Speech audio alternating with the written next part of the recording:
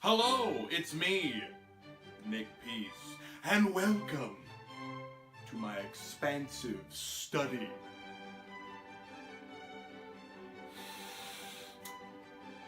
Oh yes, the smell of fresh wine. Oh,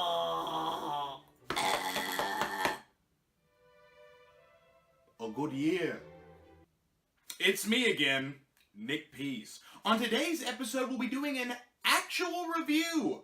Unlike the last video where I just played clip after clip of things that I liked. I truly earned that 10-minute runtime.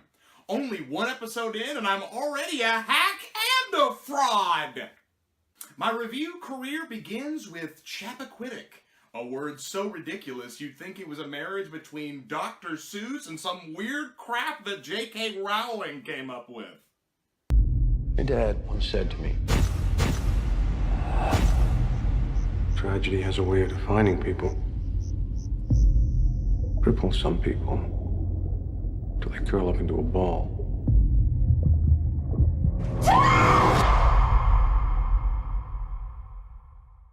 Oh my God, what have I done? Directed by John Curran and starring Jason Clarke, the guy you might know as zombie robot John Connor from that terrible recent Terminator movie, and Kate Mara, the actress you might know from House of Cards, where she played another unfortunate woman wrapped up in a politician's life. Chappaquiddick is the story of the last surviving Kennedy son, Ted Kennedy, and the fateful night of July 18th, 1969, when, while driving his vehicle and possibly intoxicated, he drove off a bridge after leaving a party with 28-year-old Mary Jo Kopechne in the car. Ted Kennedy managed to escape, but Mary Jo was left in the submerged vehicle, and from there, all hell breaks loose, from a political standpoint anyways, as Ted and his friends, family, and teams of lawyers scramble to save the presidential hopeful's career. Now, in the political climate we live in today, with everyone's opinion becoming more tribal and team-based, each political side, right and left, getting more and more radical and divisive, you would think that we couldn't discuss a film like Chappaquiddick like adults. It's a movie that's very divisive about the Kennedy family, a family that's practically royalty in America. Luckily for you, I am a gentleman, an aristocrat, someone of higher birth, and I would never deign to filthy myself in the squalor that is politics.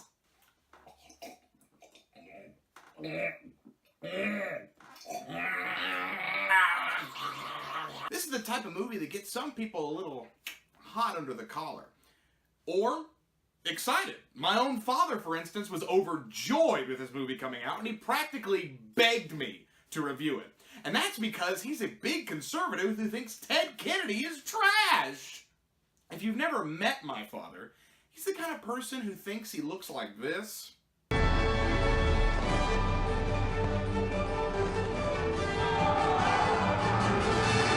When in reality, he looks more like this.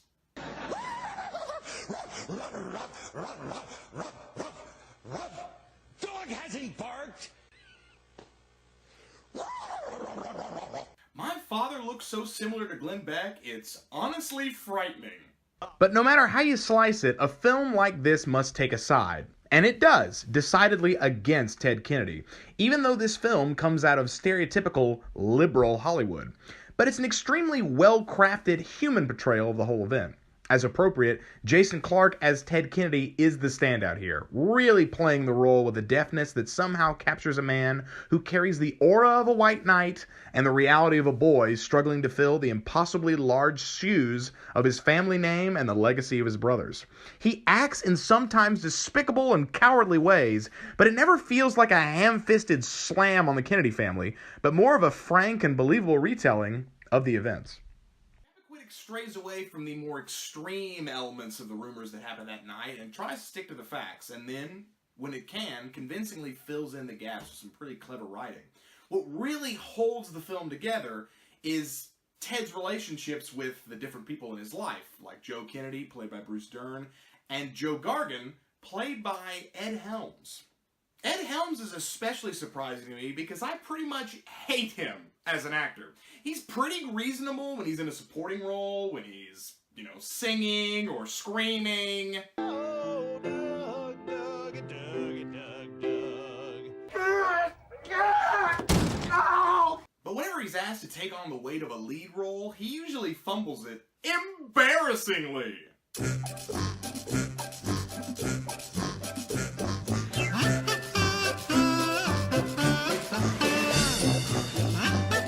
Still, in this movie, he's pretty solid. He kind of personifies that clash that's going on in Ted Kennedy between integrity and ambition, and it really works. He's a standout, I can't deny it. I know many political types were hoping I'd probably come out and say that this movie is really about Donald Trump and exposes or sheds light on the real truth that Dick Cheney showed up and sabotaged Ted Kennedy back in 1969.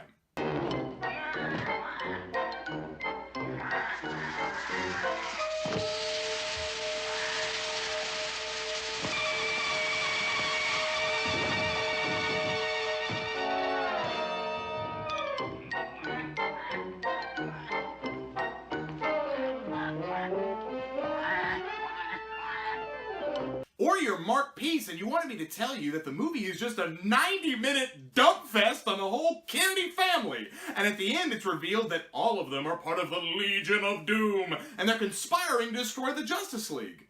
Unfortunately though, DC has already done that for you. Or at least partly have spoken. Ben? I agree. What we did get was a very well-made movie about a man who made a mistake and then, using the power of being a wealthy politician with a team of lawyers and the right last name, attempted to wriggle his way out of it.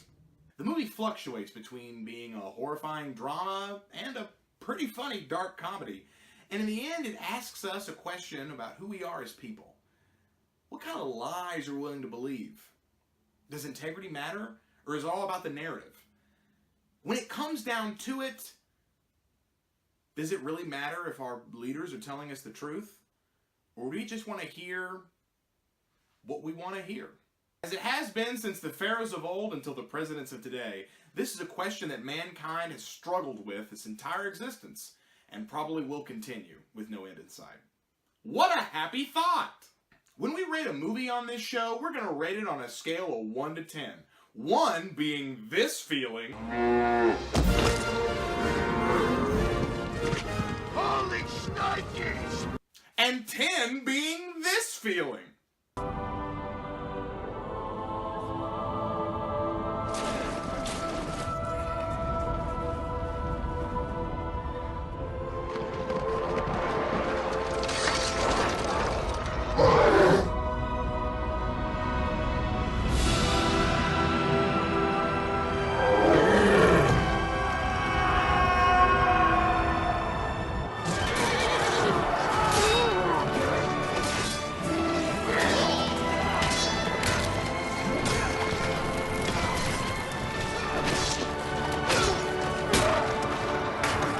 So on that scale, I'd give Chappaquiddick 8 out of 10. This is a really solid movie that has something to say without being too ham-fisted about it.